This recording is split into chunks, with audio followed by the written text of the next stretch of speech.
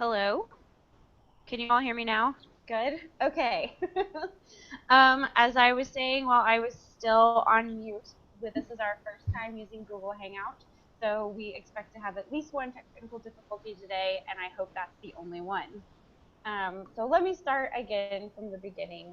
Welcome, good afternoon, everyone. Thank you for joining us for conversation about the Reauthorized Elementary and Secondary Education Act, lovingly now called ESSA, and the opportunities for better data use that the law presents.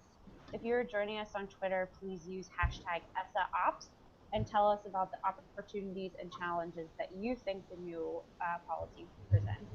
There is also the ability to ask questions with Google Hangouts, so please type your questions in throughout the conversation, and we will get to them as we talk. And I'd like to say, we know there are lots of conversations going on about ESSA right now, so we appreciate you joining this one. I feel like a flight attendant. We know that lots of options when you fly, so thank you for choosing the data quality campaign version of this conversation. My name is Brennan McMahon-Parton. I am the Associate Director for State Policy and Advocacy here at DQC, and I'm joined by some great colleagues today. Joining us from Colorado is Chelsea from Stand for Children Colorado, and then my colleagues here in Washington, D.C., Kelly and Natasha from the Education Trust. Welcome to all three of you, and thank you so much for bringing your expertise to this conversation. And I will say we really do want this to be a conversation. There's not really going to be any PowerPoint slides. We hope to have banter back and forth among the four of us and hope to answer your questions throughout as well. So get those into the chat box. And then I think if there's people who are on Twitter but not on, I'm looking at my colleagues' office to make sure I'm not making things up, that if you are on Twitter and want to tweet at us a question, we will try to keep our eyes on those as well. And so you may be able to tell just from our titles and organizations that we represent, but we're all advocates here. We're all advocates who care about state policy, and we are going to be keeping an eye on the kinds of things that states are going to be doing under this new state law, the good, the bad, and hopefully not the ugly. This is a conversation today that's early in the process. While this great new bipartisan piece of legislation has passed, we're still waiting on the regulations, and states are just starting to think about what they want to do and how they want to approach the new opportunities that are provided in this law. So we will probably raise just as many new questions and new challenges today as we will offer actual solutions. But that's how this goes, and that's why it's fun. And I also want to say we are framing our conversation sort of loosely today along three major buckets, if you will. We're going to be talking about innovation, transparency, and the ever popular accountability, and the things that each of the four of us see from our own perspectives that ESSA provides along those three areas. So with that, let's dive right in. And I just want to do a quick, I know I introduced you all sort of quickly, but wanted to give my fellow panelists an opportunity to just introduce themselves a little bit and say your full names and titles, since I was a little casual. Can we start with you, Chelsea? Hi everyone, I'm Chelsea Hinkle. I am the policy manager here at Stand for Children Colorado, and I'm very excited to be here with you all, share a little bit of our perspective, and I hope that might be helpful for all of you in other states thinking about how ESSA might impact you, and maybe I can learn from you as much as you can learn from me. So thanks. Great, thanks, Chelsea. To our friends at Education Trust. Hi, I'm Kelly McManus, the Senior Legislative Affairs Associate here at EdTrust, and am happy to join and talk about what we have been kind of in the weeds on for the last year and are now starting to look toward implementation and really turning the baton over to you all at the state level. Hi, and I'm Natasha Shemirsky. I'm the Director of K-12 Policy Development here at the Education Trust, and we'll be thinking a whole lot in this coming year about all of the decisions that states are going to have to make as they implement the requirements of this new law. So very excited to be here as well. Thank you for joining us. Great. Thank you to you all. And there are a lot of requirements and a lot of things that states are going to be having to think about, new and old under this new policy. And I'm sure we're only going to scratch the surface with that today. Um, so I wanted to dive right in. Like I said, we're going to be thinking about innovation, transparency, and accountability. So first, I want to talk about some of the things that at DQC we see as innovations in this law. And I also want to preface this conversation that innovation is both things that we're excited about and things that maybe give us pause a little. So places where we think maybe policy is a little bit ahead of practice and where states are going to need to think really hard or even have some extra guidance to pursue these different avenues. So one thing that was really exciting to us with the data quality campaign that's included under ESSA is that for the first time, training for teachers both on data literacy, so meaning having the skills needed, to use data in service of student learning, and on student data privacy, which has been an issue at the forefront of many people's minds, policymakers and the public alike, are now mentioned in the law. Of course, it doesn't mean those are the only required uses of those funds, but we think it's important that that's elevated for states and help them think about that's one really important place that they can provide training, providing resources to educators. Another thing that we think is new and exciting, but also comes with some caveats, is that there are some new data disaggregations required under this new law. So they're going to be asking states to disaggregate about the performance of homeless students, about students in foster care, and what they're calling military connected youth, so those whose parents maybe are in the military. Particularly on this foster care, the foster students in foster care, we know that states, that's not going to be easy. It's not like you can just pull the rabbit out of the hat and you have the data and done and it's free and takes 5 minutes to do. As with any new ways that you think about data collection and use, it will take some time and effort and even resources to get that done. And we think on the foster students in particular that there may be some needed guidance on definitions and when you report those students to help states really get that collection and reporting down pat. And finally, one other thing that we think can be really great, we know is exciting to some state advocates and some of our national advocacy peers as well, is that the USED is directed to provide states guidance who may be interested in disaggregating across more subpopulations of Asian American students. So those who maybe feel like just Asian masks maybe some persistent achievement gaps that we're not seeing, that you can disaggregate across more subpopulations where appropriate. So those are the few things that we're excited about, particularly that training. I'm not going to say it's going to be easy, and the data systems are up and ready to go. It will take some thought and effort, though we know from 10 years of surveying and working with states that it's certainly possible to get all this done. But those are a few innovations that we're looking at. So now I want to turn to my friends online here. What are some of the things, maybe let's start with you, Kelly and Natasha, that really popped out to you with the new law? Well, I think that the biggest thing that catches our attention is the opportunities for innovation in assessment. Particularly, there are two areas that have gotten a good amount of airtime, so hopefully people are familiar with them, and that is the option for local districts to select a nationally recognized assessment to use in place of the state assessment, and then also for states to do the innovation pilot for their state assessment systems.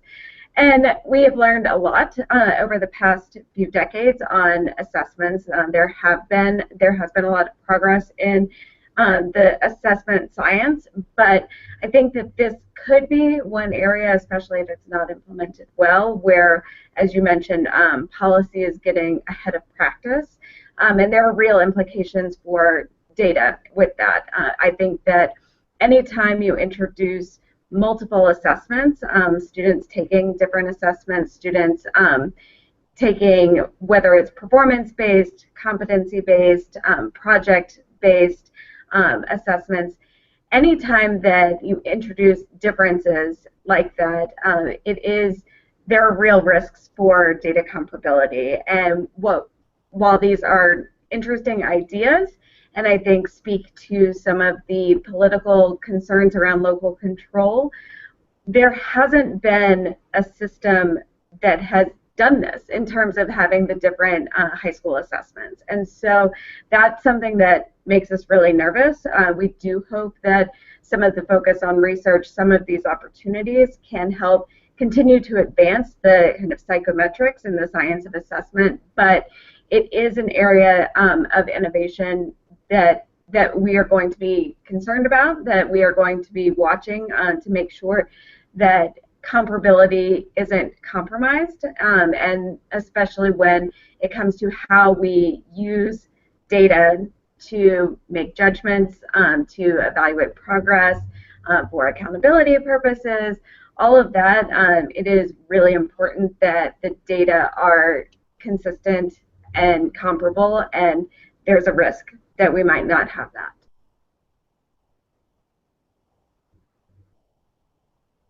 Thanks, Kelly. Obviously, data comparability, something really important.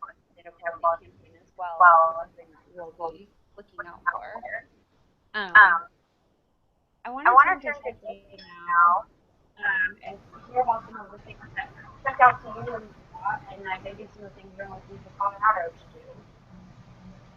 So I would definitely echo some of the things that we're hearing in terms of excitement. That might help. Maybe that's better. Much better. Okay. So we are definitely also excited about some of the things that we're seeing in terms of a little bit of flexibility and in using some of the work that we've already done in Colorado actually to work with ESSA and some of the new requirements that we're seeing. I think we also share a lot of the same concerns in terms of maintaining some of the great work that we have done and in maintaining comparability when we're thinking about some of the flexibility that does come. We'd love to just take a second so that people who aren't super familiar with the Colorado context can have a little bit of background about what we're like here. I'm sure it will sound similar or familiar to some of the people who are dealing with maybe not the exact same issues, but maybe something similar in their own state context. In Colorado, we have 178 districts, and the vast majority of them are small and rural. We have kind of an 80-20 split when it comes to the 80% of students are in less than 20% of districts, and we know that we actually have so many small rural districts that some in 40 of our districts, the principal of one of the schools is also the superintendent of the district. So we call them super principals, and we know that with this kind of rural suburban split, there come a lot of different challenges with ESSA implementation. Well, with any implementation, but especially with new initiatives. So we're really excited about thinking through the work that we've done and seeing if there are ways we can make it work a little bit better for the diverse districts that we have. But again, echoing concerns about comparability and echoing concerns about maintaining really useful, reliable, valid data as we're thinking about ways to be innovative at the same time.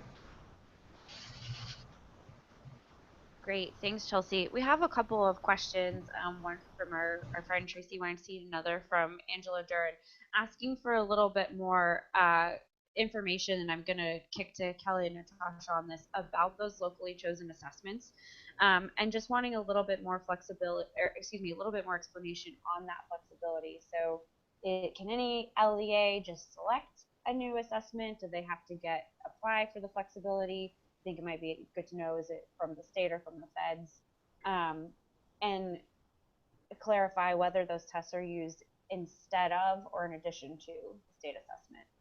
Yeah, so there are two different tracks for approval. A state can apply to or submit their nationally recognized assessment to the Department of Ed for approval for use in their LEAs if they want to have multiple nationally recognized assessments or one in place of the state assessment. And it would be in place of, it would not be in addition to.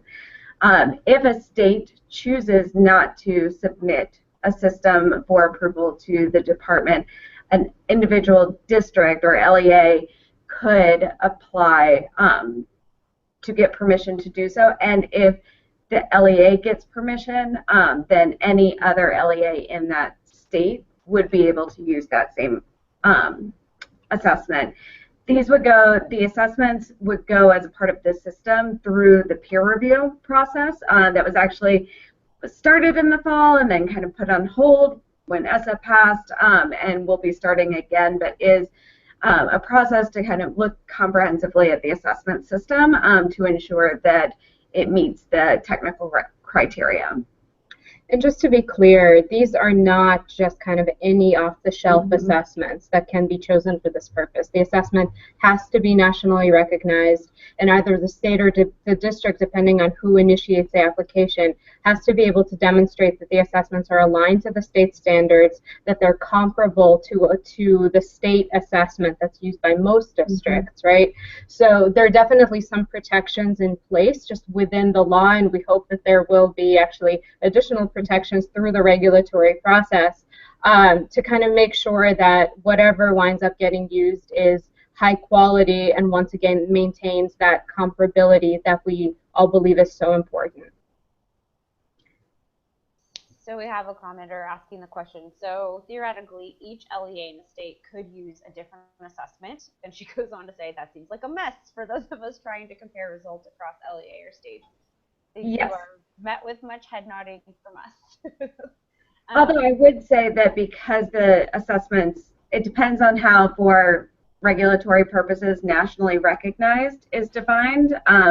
In the conference report, it did call out just ACT and SAT. I don't think the intent is to limit it to those two, but those were the two that were highlighted.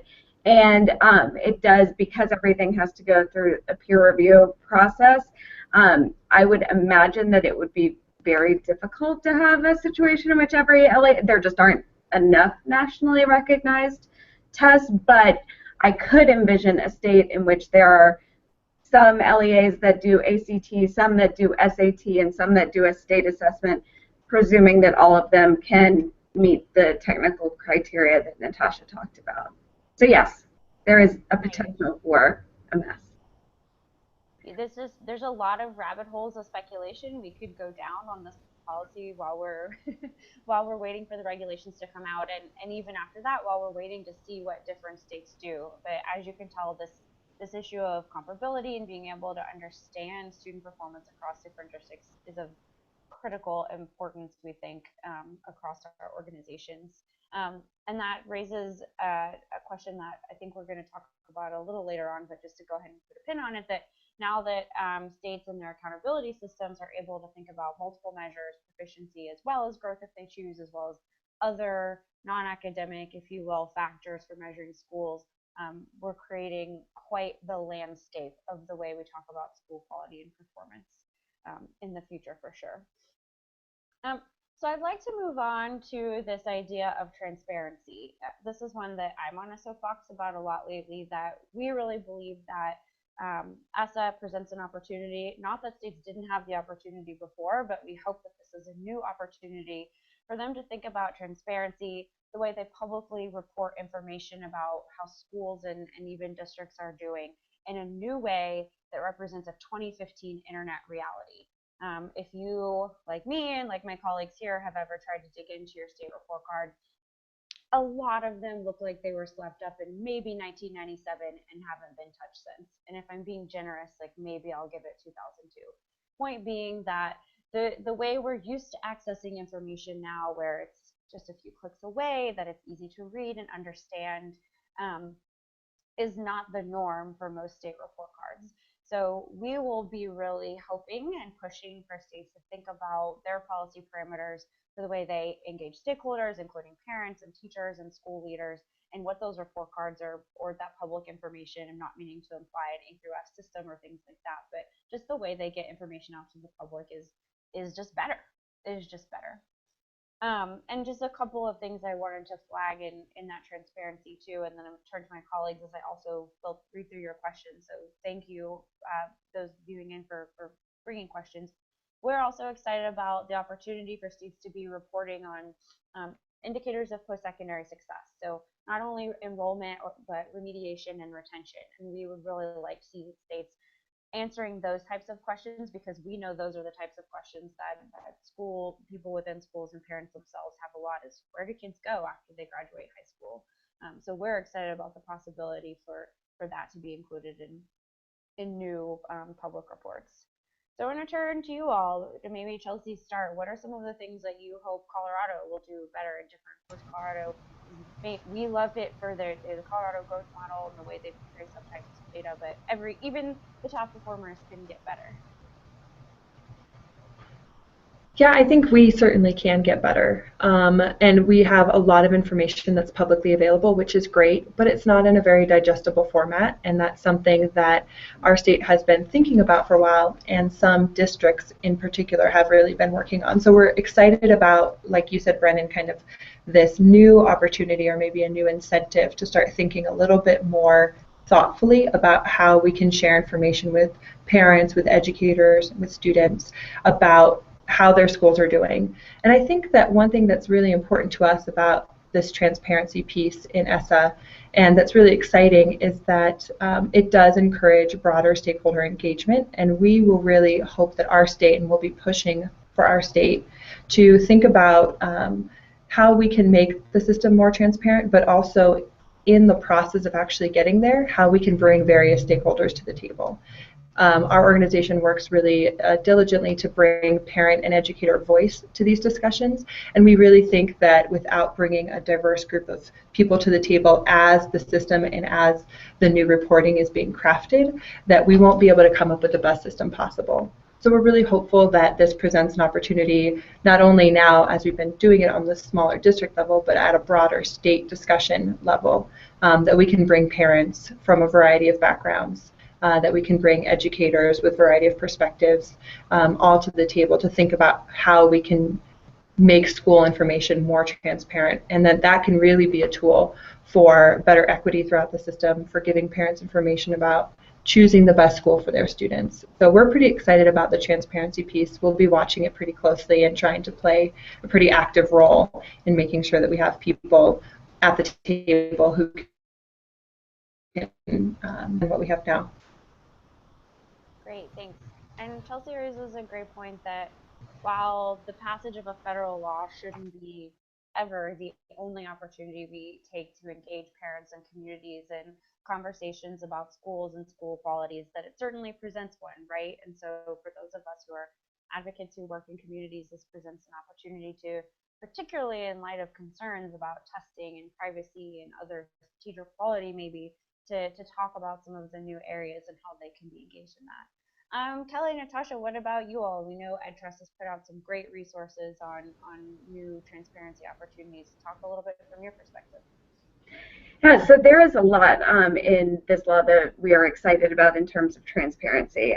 We think that it really does set the stage for access to more data, better quality data, and in an ideal world, a lot of new data points all kind of in one place and where it can be easily accessible.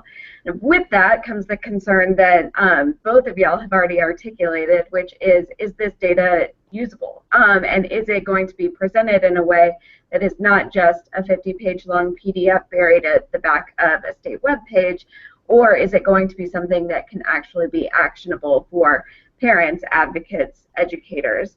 And so a couple of the issues that we have raised and that we would like to see addressed more, and Natasha will get into some of these specifics a little bit more, but just in general, there need to be consistent definitions when we report on some of the issues. Particularly, one of the provisions we are most excited about is the requirement to report on actual per pupil spending, including actual personnel costs, but there is a need to make sure that it is clear what is included in that reporting. State capacity is going to be a huge issue, just in terms of how to handle the additional data sets that are going to have to be generated. We can't lie and say that there isn't going to be an additional burden. There will be. We think that that's exciting because of the data that we will get on the back end and its potential to be used, but there is going to be an additional burden, and that is something that states are going to have to wrestle with, and how they make sure that they are ready to actually implement these requirements. And we hope that that spurs a sense of urgency, and provides an incentive for states to really build out their capacity. And I think that the other thing that excuse me, that worries me or that concerns me is that we lose this opportunity to have much more rich data in the issues with the continued fights over privacy, and which I don't mean to diminish in any way, but I would hate for us to lose this opportunity because of that. So I think that the focus on providing state capacity to do this well, and present data in a useful, actionable way is going to be really important. I think a lot of this too comes back to those comparability issues that we were bringing up in relation to assessment, right? Those same issues apply with pretty much any data point. If you don't have standard definitions that are used by all schools and districts in the state, you can't really say anything definitive about the types of opportunity indicators that are in the reporting. And just to mention for folks who are sort of less familiar, who haven't dug through the kind of thousands of pages of the law, there are a few specific elements I think that are especially exciting in terms of what's required. Kelly mentioned the reporting of per pupil expenditures by school building. That's going to be really important for being able to look at equity and funding within school districts. There's also requirements for reporting of disaggregated information about access to high-level courses like AP, as well as discipline information. So in addition to a lot of the outcome data that has been available under No Child Left Behind and under the waiver since then, there's also some of this opportunity information that we think is going to be really, really important for improving the education for all kids. Not thousands of pages, right? Maybe like 1,000. I joke. It's a large law. So a couple of questions, and I think Kelly, Natasha, I may kick this one to you as well. So, Harry commenting, I'm worried about losing the ability to track performance of free and reduced price lunch students. So what has traditionally been the best indicator we have for low income students. Does ESSA have any impact on the requirement for states to track performance for subgroups, especially FRL? I know there are requirements about disaggregation, but there have been broader concerns about the use of FRL now that we have community eligibility as well. Do you all want to talk about some of the nuance and struggles with that? So, okay, I was going to say, I hope I didn't stump you. So, I think a couple of things. So federal law, and I believe this was true under NCLB as well, has always kind of talked about the group of economically disadvantaged students. And states have generally defined that as students who qualify for free reduced price lunch. The person who asked the question is absolutely right in that with the shift, a lot of districts right now are taking advantage of something called the community eligibility provision, which essentially allows schools to certify all students as eligible for essentially free meals. The great thing about this is that we're getting food to lots of low-income students. We're reducing paperwork burden from the collection of information that the parents used to need to submit in order for kids to qualify. There's a lot of upsides to this. There are also big data concerns. The law does not address those in any sort of direct way, so that's definitely something that states are going to need to wrestle with. A lot of states, as they work through the kind of the community eligibility provision and implementing that, are thinking about how to track that information. One of the options that we've heard mentioned is tracking the number of students, and specific students who were directly certified, which means that they qualified for a number of other federal, essentially income assistance programs. And that may be one way to continue to look at gaps. This is definitely an issue that the Ed Trust is also very concerned about and is going to be watching closely. Unfortunately, I think we're all kind of still in the phase of learning a lot about what this is going to look like, and what can be done to continue to kind of keep an eye on how schools are doing for for kids who are from economically struggling families. So as you can see, really another level of complexity here. And there was one other question about that I'm kind of excited to have gotten, and we'll just touch on briefly about any thoughts on effective approaches to training teachers and administrators to use data to improve instruction and student outcomes. And I'm so glad that the commenter, Kara, asked about both teachers and administrators, because I will say that needing to ramp up principals and school leaders and others on how to use that information and then how to support the educators in their school building is critical and has, I think, probably been a missing piece. Another thing that we like to see is policy flexibility that allows schools and districts to use their time in new ways so that they can make time for data use, observe each other. Of course, the most important part is not the data in of itself, but the actions that teachers can then take, ideally collaboratively. There are some good models out there that we tend to send people to that I'd be happy to recommend offline if you want to shoot us an email. And there are some good pockets of success as well, Delaware being one that have taken statewide approaches to getting teachers ready to use data. So I'm glad that's on people's mind. Let me make sure I'm not missing any questions before we move on. And there is a one comment about would love to hear more about what's possible with non-academic measures. And I think as we move into this accountability conversation, that's absolutely going to be part of what we talk about. So I mentioned earlier in the innovation, one of the things that I think everyone is excited about is a focus on multiple measures in new state accountability systems under ESSA, whether real or perceived. Under No Child Left Behind, the single test became the primary focus for a lot of people. And I think people are excited about the opportunities to think about new multiple measures that might be non-academic. I was just talking with someone today who's excited about the concept of chronic absence. Social emotional has been on the table, though there's debates about whether it belongs in an accountability system. Certainly student growth measures as measured by these standardized assessments. But I know other states may consider things like SLO, student learning objectives, and others are all on the table. And of course, the thread and the theme through this is continued interest in questions about comparability.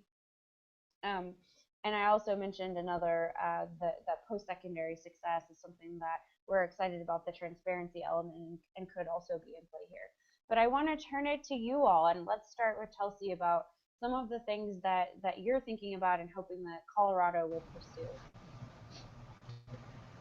Well, I can say that I think as many people as we have in Colorado talking about this are as many ideas as we've heard about what might be included in terms of multiple measures. There's a lot of discussion, there's a lot of opportunity, so we're really excited to see where these take us. And I don't think we have any really firm decision about where we think Colorado needs to be. Colorado already includes growth in a lot of its accountability frameworks. And so we've started to think about a few of the other things that we might be able to include. One thing I would say that Colorado, I think we've learned as we've gone through some other reforms and as we've really tried to be thoughtful in terms of, we have multiple measures, we talk about them in terms of educator evaluations, but I think something I would encourage other states to think about as they're going through this process and looking at what they might include in their accountability frameworks. I would say really be thoughtful about getting a lot of feedback from different groups of stakeholders, whether those be educators, parents, students, and making sure that you're really garnering buy-in on the front end. I think we learned the hard way with a couple of our initiatives that we really tried to be thoughtful and we really tried to do our best in not promoting any sort of unintended consequences, but yet without bringing in broader stakeholder groups, without getting support and buy-in on the front end, it really wasn't meaningful for the people in the system for whom the accountability was kind of counting for. It's really interesting time and opportunity to say, what can this system look like, or how can we each change it to meet our own needs in our state context? I would strongly encourage people to think about ways in which they can facilitate a process that will bring a lot of people into having buy-in and having support for whatever new system they're creating. I think that will really improve outcomes for students in the end. I think it will improve the way that it's perceived and the fairness, and will probably just result in a better system overall. I think we're really in total agreement on that, that this is such an opportunity for states to think about buy-in, not only across different groups of policymakers, but across parents and communities. And our president and CEO is fond of saying that it's not just accountability to governments anymore, although that's important, but it's about accountability to parents and communities and families in a new way. That's critical, again, given a lot of the conversations that have been going on for the last 2 years. It also really feels like an opportunity to think about how you use different data and different information points for different uses. So there's the data maybe that belongs in your accountability system that's maybe separate than the data that you use for transparency, that's maybe even separate from the data that's used for continuously improving both the state itself, but also schools and districts meeting education goals. So let's not all just drive towards this one or two or even three data points, but think about a more robust system and how we use this information. Kelly and Natasha, to you.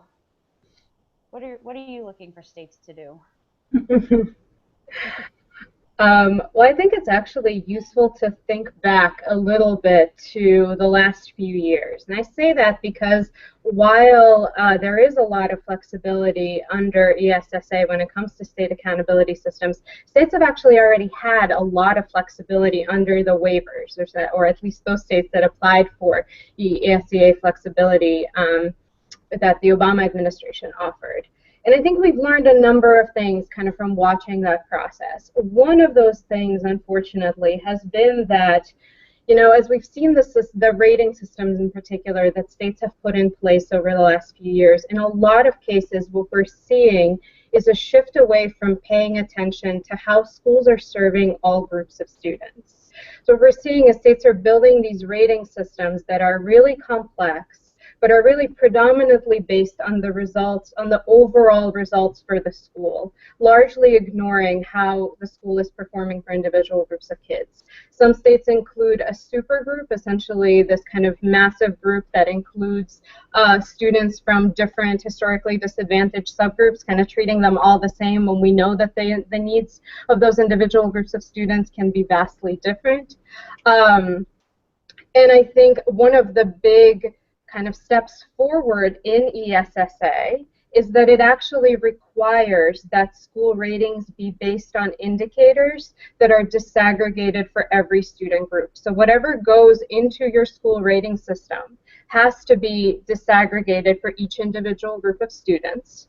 And in addition, whenever a school is consistently underperforming for any group of students, that has to be reflected in the school's rating. And, you know, in terms of what we hope that states will do, we hope that states will really take a look at their accountability systems and make changes to be in compliance with these new requirements.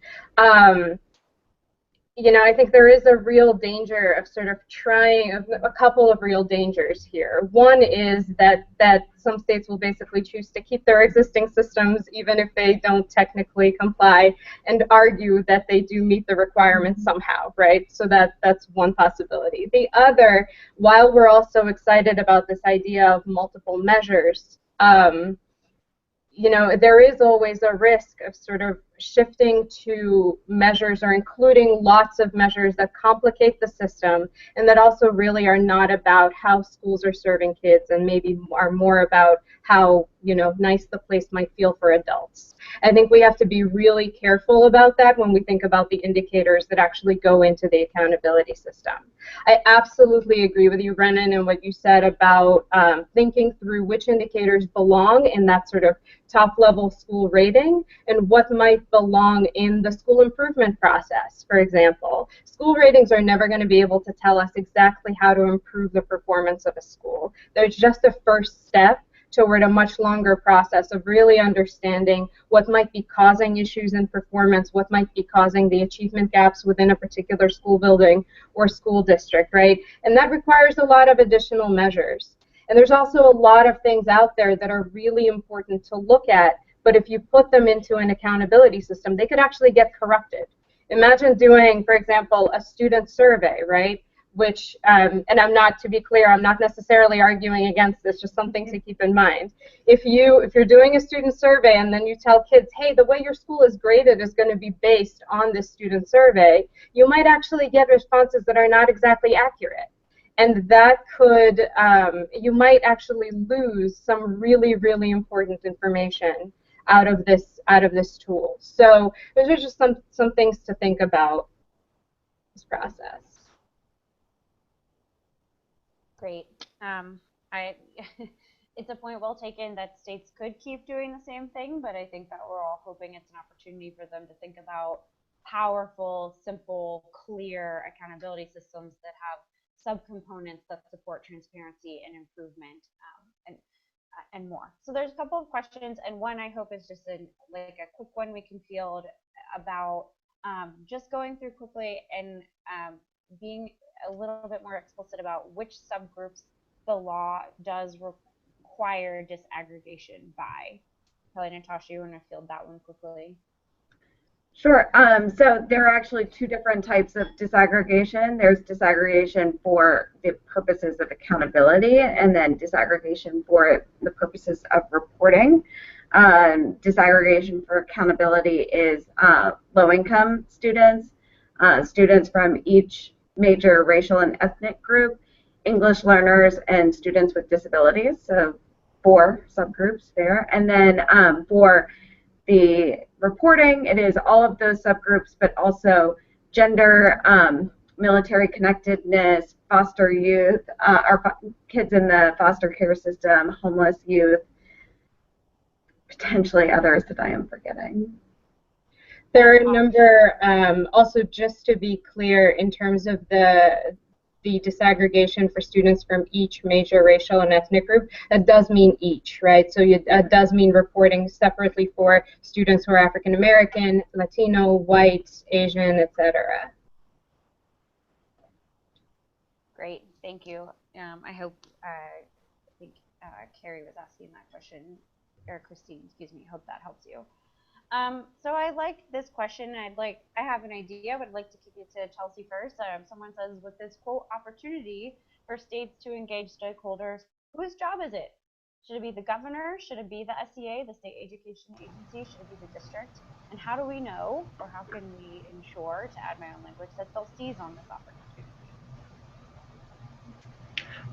Well, I think that there's a role for many different agencies to play. I think that depending on how state systems are set up, I'm sure there's different leverage points. For us in Colorado, I think that the state in particular, because the state has its own accountability rating, districts also have theirs as well, that the state be a real convener of some different groups of stakeholders.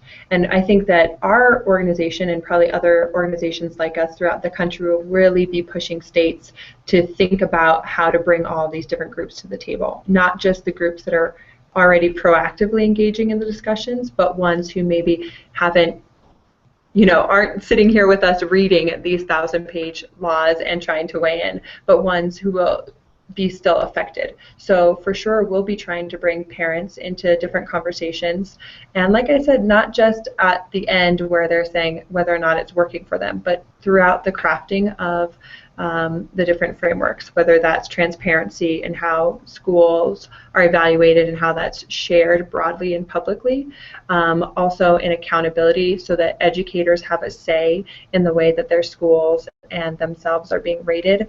But I think for our state context, certainly nonprofits and advocacy organizations have a role to play. But we're hoping that these conversations can be had broadly at the state level, because we know that although we have a lot of local control and we have a fair amount of flexibility that's built into ESSA, that ultimately the state is going to be the one helping to craft the broader accountability framework, the transparency systems, and all the different kind of components that we think are going to be really crucial. Great, thank you. And I just have to say, we agree that states it's going to be hard. It might even be harder than having the data capacity that they need to collect this new information, but that being better communicators and better engagers of stakeholders, if you will, is such a critical pivot point for states to make, not even only because of ESSA, but just because they should do it, frankly. So there's several great questions I want to get to. So I'm going to turn to Twitter, the questions from Twitter, just because I can't see those as in real time and I don't want to get them away. Um, so a question, it's sort of a two-part question. One, how can state report cards be more transparent? And I love that what we're getting at here is that making the report card in of itself is not being transparent, although it's a great first step. That's one part of it that I'd love to hear from any and each of you. And another, is transparency about data policy and use included when you mention transparency? And I will say from TPC's perspective, absolutely yes. That parents, teachers, communities need to understand what information that the state has and how they're using it and why it's important. But I'd love to turn to you all to elaborate on how can states be more transparent, those report cards be made more transparent, and if you have a weigh in on should we include data policy in that transparency, always welcome.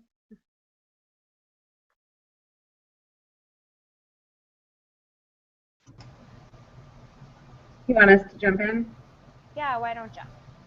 Right. So I'm actually going to go back to the other question really quickly before I then kick it over to Natasha, just to clarify that, because I have read all of this and it's burned into my memory.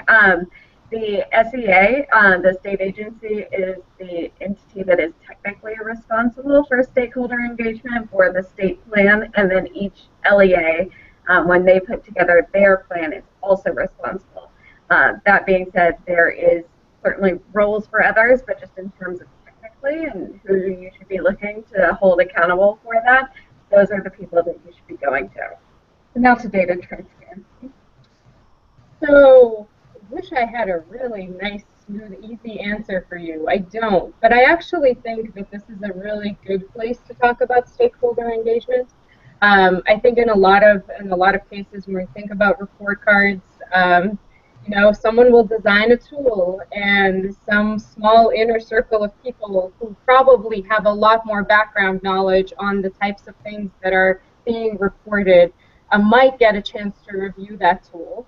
But we never really get to this point of sort of broader testing out of the report card to make sure that the people who we really hope will be using it can understand it, can get the types of information that they need out of it. So I think this might be a great place for both states and districts to consider doing focus groups with parents, with educators, perhaps even with students, to see what they see in the data for their school and kind of have some of those the types of conversations that you hope that these report cards will actually start. And that might lead us to some better, more transparent format. I think that's exactly right. And I would just add that I think Colorado has a lot of information available online. It's publicly accessible to the extent that if you have a computer and an internet connection, you can get to it. But it has been kind of notoriously inaccessible in terms of ease of use for those of us who don't live and breathe education data.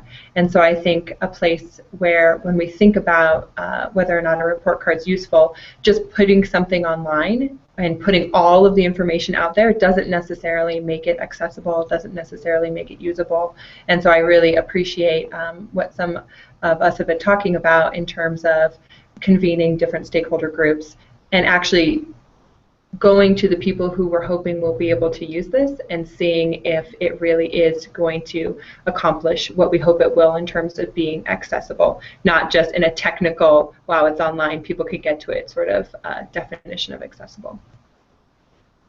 Yeah, I have to join this choir that if you build it, they won't necessarily come. And if we're going to think about report cards that are transparent and not just available, that's a great distinction, Chelsea, that you have to think about who's using it, how they're going to use it, in what format. So are people only going to be reading from their cell phone? Should it only be written in English? There's lots of little questions that you need to be asking yourself that don't just belong in a data manager's office. With due respect to our friends data managers, that this needs to be a broader conversation about how are we portraying the success of our schools and districts in our state to the people who really need it. There's one other question I think is going to be our final question. So my apologies if we're not getting to some, but someone asks, Greg asks, there are validation rules for assessments, so that concept of it to be nationally recognized. But are there comparable validation standards for school rating systems? So meaning, are there rules that require there to be comparability in how you rate the quality of your schools and districts across states? So there is the requirement that each state have a single accountability system. So within a state, there should be one consistent system that is being used. Across states, no. Yeah, there is no comparability across states. The law does require all indicators that go into a state school rating system to be the same statewide measures. So you sort of can't use one thing in one school district or one school and another thing somewhere else. So that does help a little bit within states. But yes, as Kelly said, outside of that, not really. Great. Since that's just a sort of a to the point no, I do want to ask one other question that's maybe a little bit of a zinger, but something that we haven't touched on, which is about teacher quality and how we talk about teacher quality. So No Child Left Behind gave us one framework, the so-called waivers gave us another, and now there's sort of new flexibility around that. I'd love to hear from your perspective some of the things you'd like states to think about and look to as they maybe reconsider how they talk about teacher quality. Let's start, with the EdTrust folks. Well, I think there are a couple things that need to be defined better as we go into the regulatory process. Just in terms right now, as opposed to the requirement for teachers to be highly qualified, there now has to be a plan for ensuring that students of color and low-income students are not taught at a disproportionate rate by ineffective, out-of-field, or inexperienced teachers. And then the report cards actually they just have the inexperienced, they don't have the ineffective. So there are a couple of things, we need to define what experienced is. Is it 1 year, is it 2 years, where does that fall?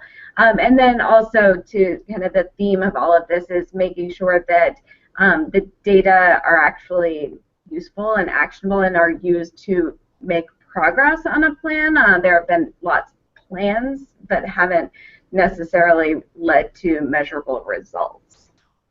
Yeah, I think definitely thinking about both the information that is used to understand sort of which teachers are really doing a great job at improving student outcomes, and thinking about where those teachers are teaching and which kids get access to those teachers. I think that's the piece that EdTrust has been watching very carefully for years. And under the law, under this law, there is an opportunity to continue to focus on equitable and sort of making sure that all kids have access to strong teachers. One of the things that we have seen over the past year or so, states have submitted, and the U.S. Department of Education has approved plans that states have put in place to ensure that low-income students and students of color are not disproportionately taught by teachers who are unqualified, inexperienced, or out of field. One of the things that we've seen in those plans as we sort of look across them is that a lot of states, when they talk about monitoring their progress on this issue, will talk about the strategies that they're going to implement and monitoring those strategies. And really very few states have set concrete goals for the progress that they're going to make, and actually saying by this year we will eliminate this inequity and this is how we will do it. That is one area that we hope there will be some work around under the law in the coming years. Chelsea, what about you? So I would say that in Colorado, we've spent a lot of time thinking about what great teaching looks like and ways that we can really acknowledge and reward excellent and wonderful teachers, and ways that we can ensure that all teachers have the opportunity to receive sound, objective feedback about how they're doing and if there are any areas they can improve. I know that it's not exactly what's said in ESSA, but I think that one thing we're a little bit concerned about when it comes to teaching and teaching quality, we're very excited about some of the reporting that's required, but I think because the law now gives states more flexibility, more local control. We've done a lot of work in Colorado to implement policies and to enact policies that we really believe are in the best interest of children, not just because the federal government was trying to incentivize them. And so now that we've had greater flexibility, we're hearing a little bit of political pushback to say, oh, well, the federal government doesn't require a particular type of teacher evaluation any longer, therefore we should get rid of it. And so one of our challenges with the new law and in thinking about how to go forward is certainly going to be acknowledging that there are places we can do this work better, but also acknowledging that we didn't just do this work because we thought that the federal government required it. We are doing this work because we really believe that it will help educators improve, it will improve practice, and will improve outcomes for students. And so one of our challenges will be kind of staying the course on the things that we really believe are great for kids when it comes to educator effectiveness. And I think that will, unfortunately, ESSA presents actually a little bit of a dilemma and a challenge for us in opening up some of the policies that we really believe in. So. I think that's a perfect almost final word there, Chelsea, that the challenge that we all have right now is to stay the course where we know we've done the right thing or we know we've been successful, and continue to push ourselves as advocates, as state and national leaders, as educators, to think about how we can do better for kids, which is really the point of why we have these policy frameworks for states. This conversation, I think, could go on another hour. I might have to invite you three back for a round two after we have regulations. I want to say thank you to my fellow panelists, to those of you who chimed in and asked really great, smart, thoughtful questions. We greatly appreciate it. I do want to put in actually two plugs. First is that Data Quality Campaign will be releasing our new roadmap for state policy later in April. And while we did not write the new roadmap with ESSA in mind, it certainly is going to, we hope, help guide states on some of these data pieces that we've talked about here, particularly with a focus on measuring what matters. And two, that if you visit, I believe, our website, that you will find a list of resources, including some from DQC and from the Education Trust, to go deeper on some of the things that we talked about today. You can also feel free to reach out to us at the Data Quality Campaign, and we'd be happy to connect you to even more resources. Thank you all for sticking it out till 5 p.m. Till next time. Bye, everyone.